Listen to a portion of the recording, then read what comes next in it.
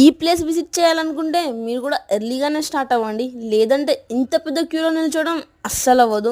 80% పీపుల్కి ఈ ప్లేస్ తెలిసే ఉంటుంది, బట్ 20% పీపుల్స్ కోసం మన జర్నీని స్టార్ట్ చేద్దాం.